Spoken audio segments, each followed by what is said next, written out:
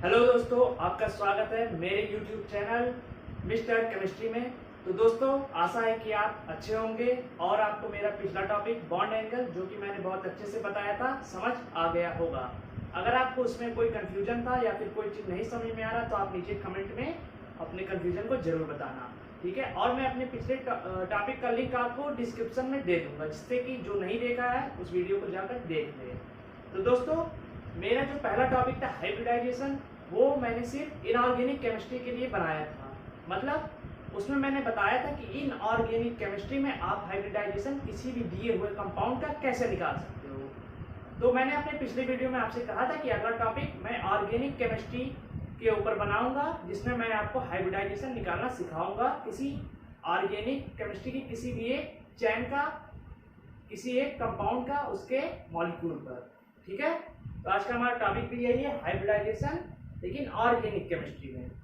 तो जैसा कि आपको पता होगा कि इनऑर्गेनिक में आपको हाइब्रिडाइजेशन निकालने के लिए जो आपको कंपाउंड दिया रहता है, उसका आप बॉन्ड पेयर निकालते हो, लोन पेयर निकालते हो, फिर दोनों को ऐड करते हो। अगर चार्ज रहता है तो पॉजिटिव चार्ज रहेगा तो आप माइनस करते हो, माइनस चार्ज रहता है तो आप उसको भी प्लस करते हो, ठीक है। लेकिन इसमें एकदम इसका दूसरे तरीके से किया है ऑर्गेनिक में। आप ऑर्गेनिक में कैसे निकालोगे, यही आज हम बात करेंगे इसी विषय पर, ठीक है। चलिए वीडियो को स्टार्ट करते हैं।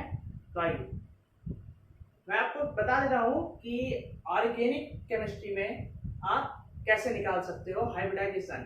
पहली बात तो इनऑर्गेनिक केमिस्ट्री में आपको कंपाउंड दिया जाता था, कोई भी एक, जैसे आपको उसमें देता था SO2 या फिर SO4 या फिर और कुछ जैसे BCl3, इस तरीके का आपको उसमें कंपाउंड दिया जाता था। लेकिन अगर आप बात करोगे ऑर्गेनिक की, ये हमारा हो गया इनऑर्गेनिक।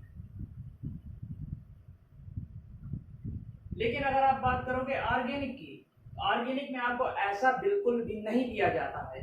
ऑर्गेनिक में अगर आप बात करो तो ऑर्गेनिक में आपको मिलता है एक खुला चैन, मतलब श्रृंखला आपको दी जाती है, ठीक है, जिसमें कंपाउंड जुड़े हुए रहते हैं, वो आपका चैन बनता है। जैसे मान लीजिए आपको उसमें देता है CH2 single bond, CH3 single bond, ऐसे ऐसे आपका वो चैन बनता जाता है, ऐसे ऐसे, ठीक है। हर जगह मैं ये नहीं कह रहा हूं कि हर जगह सिंगल बॉन्ड ही रहेगा, बीच में डबल बॉन्ड भी हो सकता है, आपका ट्रिपल बॉन्ड भी हो सकता है, लेकिन रहेगा ये चैन के रूप में ही, ये आपका रहेगा चैन के रूप में। ये आपका एक पॉइंट हो गया। अब देखिए, अगर हम दूसरे पॉइंट की बात करें तो हम अगर दूसरे पॉइंट पे अपने आते हैं तो उसमें आपको जो हाइब्रिडाइजेशन निकालते हो आप ना, तो ये जो कार्बन जो रहता है, कार्बन मॉलिक्यूल आपका जो रहेगा, इसी पे आपका हाइब्रिडाइजेशन निकलेगा। किसी भी चैन में आप हाइब्रिडाइजेशन इसी कार्बन का ही निकालते हो, ये मतलब इसी कार्बन पर ही निकालते हो। ये पूरे कंपाउंड का जो आपका हाइब्रिडाइजेशन निकलेगा वो आपके कार्बन में ही निकलेगा, हर कार्बन पे आपको निकालना पड़ता है। ये हो गया आपका दूसरा पॉइंट। यही दो पॉइंट आपको याद रख के आप इसका हाइब्रिडाइजेशन निकालोगे आगे चल के। उसके पहले एक बहुत जरूरी चीज मैं आपको बता दूं, उसके लिए आपको एक टेबल याद करना पड़ेगा, जो मैं यहां लिख देता हूं।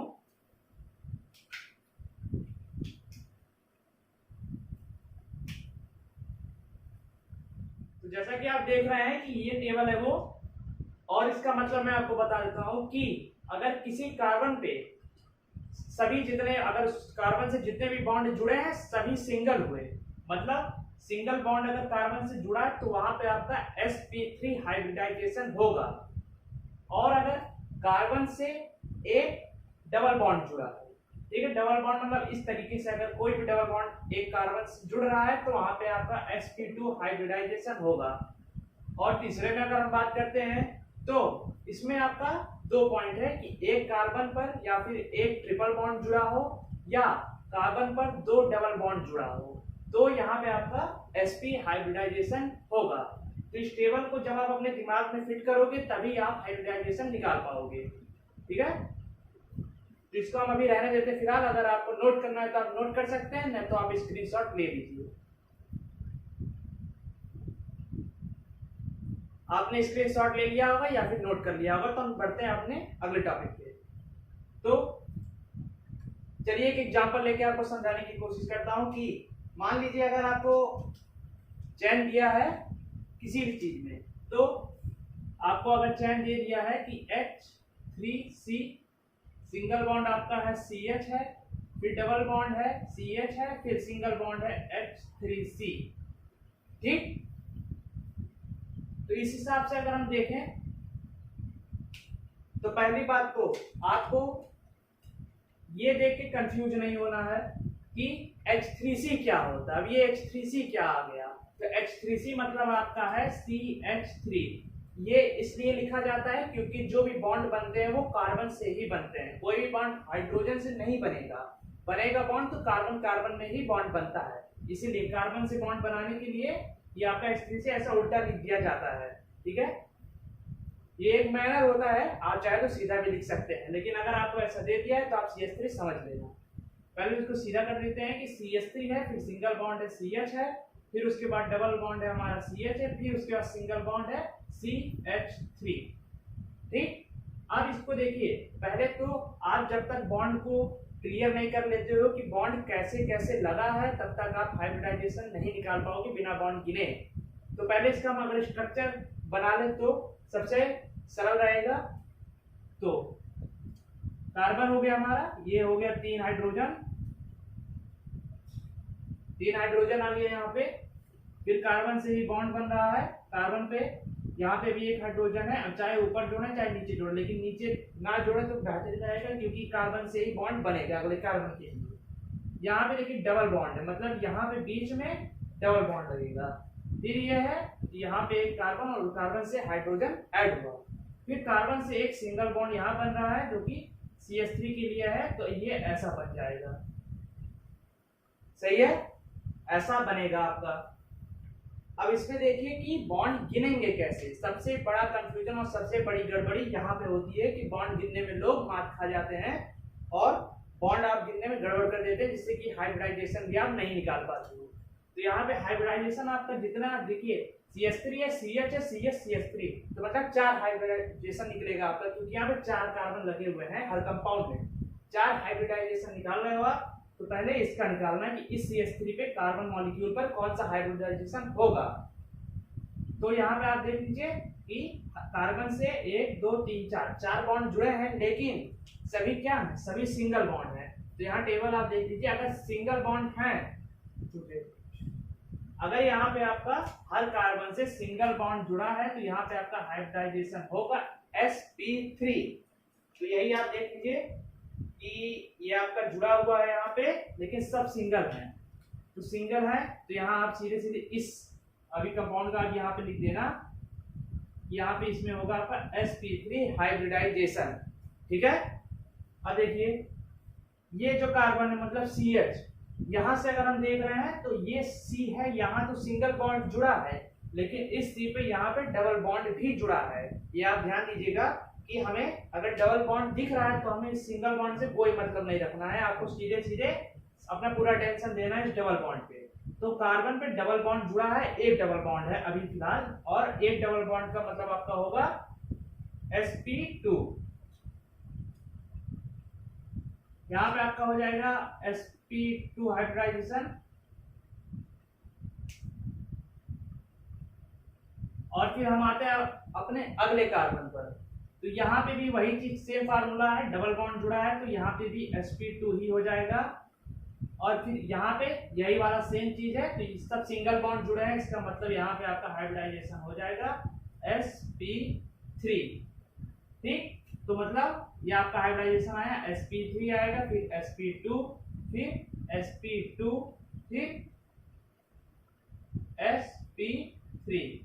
ये हाइब्रिडाइजेशन निकालना ऑर्गेनिक में मैंने आपको बता दिया, ठीक।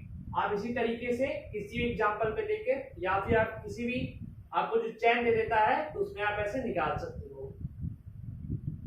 आपका क्वेश्चन इस तरीके से भी आता है कि नीचे आपको 4 ऑप्शन दे देंगे, उसमें आपसे कह देगा कि बाएं से दाएं मतलब लेफ्ट टू राइट चलते हुए आपका हाइब्रिडाइजेशन sp3 फिर sp2 या फिर sp ऐसा आना चाहिए। तो 4 ऑप्शन है, आप चारों को ऐसे ही बना के आप निकाल लेना, जैसे आएगा आप उस पे सही ऑप्शन को टिक कर देना, ठीक है।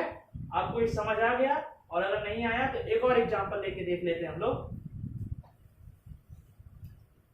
कि दिया है आपको पूरा चेन कैसा कि CH3 दे दिया है, फिर डबल बॉन्ड आपका कर दिया है CH दे दिया है, फिर सिंगल बॉन्ड से C दे दिया है, फिर मान लीजिए ट्रिपल बॉन्ड अगर इसमें आप लगा रहे हो तो फिर दे दिया है CH3।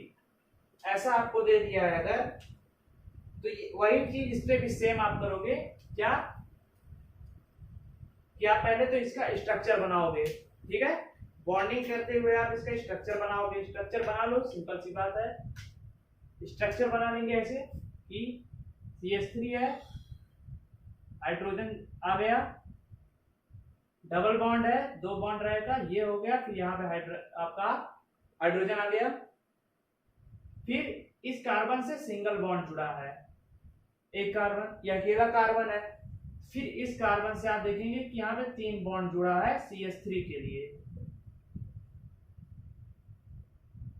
आ गया। अब इसमें काउंट कर लेना कि कौन कौन सा हाइब्रिडाइजेशन कहां पे किस कार्बन मॉलिक्यूल पे आएगा। यहां पे ऐसा आएगा आपका कि पहले तो इसमें ये ध्यान देना है कि यहाँ पे 3 बॉन्ड तो सिंगल हैं इस कार्बन पर, लेकिन ध्यान देने वाली बात है कि यहाँ पे इस कार्बन पर एक डबल बॉन्ड भी जुड़ा है। डबल बॉन्ड जुड़ा है, इसका मतलब आपका यहाँ पे आएगा पहला तो हाइब्रिडाइजेशन CH3 पे आपका आ जाएगा sp2, ठीक।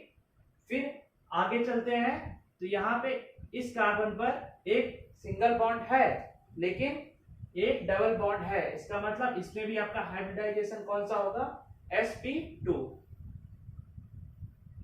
फिर इस कार्बन पे देखना है तो इस कार्बन पर भी एक सिंगल बॉन्ड जुड़ा है लेकिन उसके साथ यहाँ पर एक ट्रिपल बॉन्ड जुड़ा है, और ट्रिपल बॉन्ड का मतलब यहाँ पे आप देखेंगे कि sp हाइब्रिडाइजेशन इस कार्बन पर होगा।